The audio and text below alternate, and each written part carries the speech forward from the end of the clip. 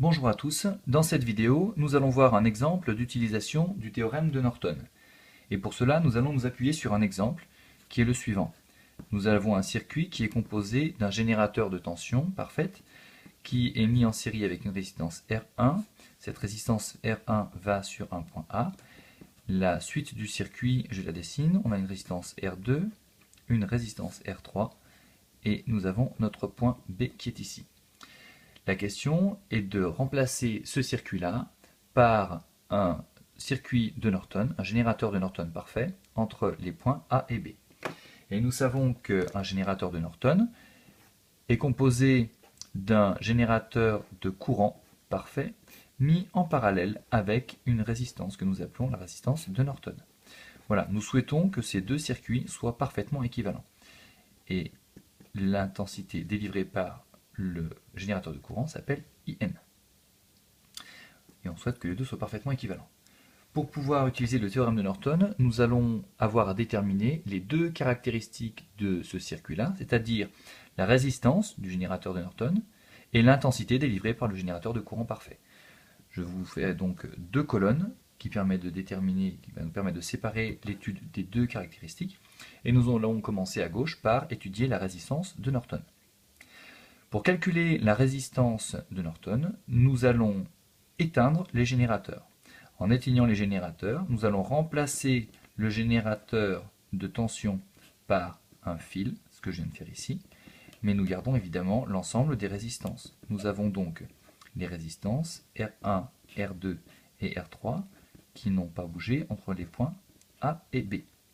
Et nous voulons que ceci soit équivalent à cette partie-là, avec le générateur éteint. Le générateur de courant, lui, se remplace par un fil, un fil ouvert, un circuit ouvert. Donc, nous obtenons cet élément-là.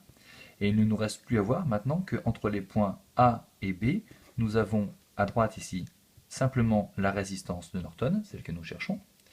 Et à gauche, nous avons la résistance R2 en parallèle sur R1 plus R3 en série. Deux branches ici, 1, 2, R2 en parallèle sur R1 plus R3. Il nous suffit maintenant de décrire l'expression finale de cette résistance, R2 fois R1 plus R3, divisé par R2 plus R1 plus R3, et cette résistance-là, c'est la résistance de Norton. Voilà notre première caractéristique du générateur de Norton. Il nous reste maintenant à étudier, à déterminer l'intensité délivrée par le générateur de Norton.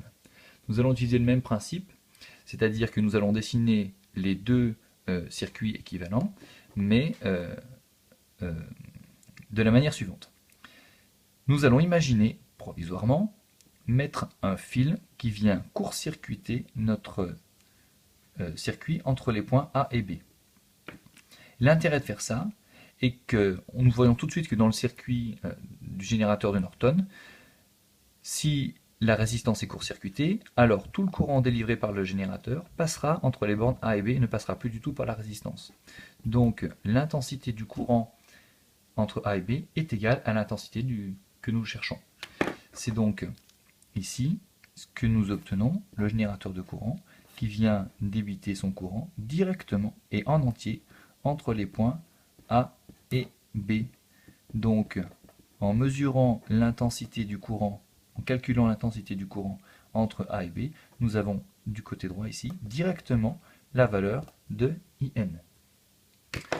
Du côté de notre circuit initial maintenant, en mettant notre courant, notre fil entre A et B, nous allons mesurer une intensité I, qui est donc équivalente à l'intensité du générateur de Norton. Faisons ce dessin-là. Nous allons avoir notre générateur de tension qui n'a pas changé, nos résistances qui n'ont pas changé non plus, donc R1, R2, R3, et ce fil-là qui vient court-circuiter la résistance entre A et B. En faisant cela, j'ai donc obtenu un nouveau circuit avec R1. Là, le circuit le courant ne passe plus dans la résistance R2, elle est court-circuitée par ce fil, et nous obtenons ce circuit simplifié ici. Il ne nous reste plus maintenant qu'à déterminer l'intensité du courant qui passe entre les points A et B. Et puisque nous avons simplement un générateur de tension en série avec deux résistances, l'intensité est facile à calculer. L'intensité, elle s'exprime comme E divisé par R1 plus R3. Alors je vais simplement le réécrire pour qu'on les ait en face, et nous avons E sur R1 plus R3 qui est égal à IN. Et voilà la deuxième caractéristique du générateur de Norton. Il faut bien penser que lorsque nous allons maintenant remplacer ce circuit-là par ceci, évidemment, il faut bien penser à enlever le fil que j'ai mis en pointillé en rouge ici, et qui nous a simplement permis de calculer l'intensité du courant. Nous n'en avions d'ailleurs pas besoin du tout pour calculer la résistance de Norton. Donc avant d'utiliser le théorème de Norton, avant de remplacer, dans la suite de l'exercice, imaginons, avant de remplacer cette partie-là par ce circuit-là, il faut bien penser à enlever le fil de court-circuit, qui est juste un fil technique qui nous a permis d'avancer dans notre raisonnement. Voilà, je vous remercie pour votre attention.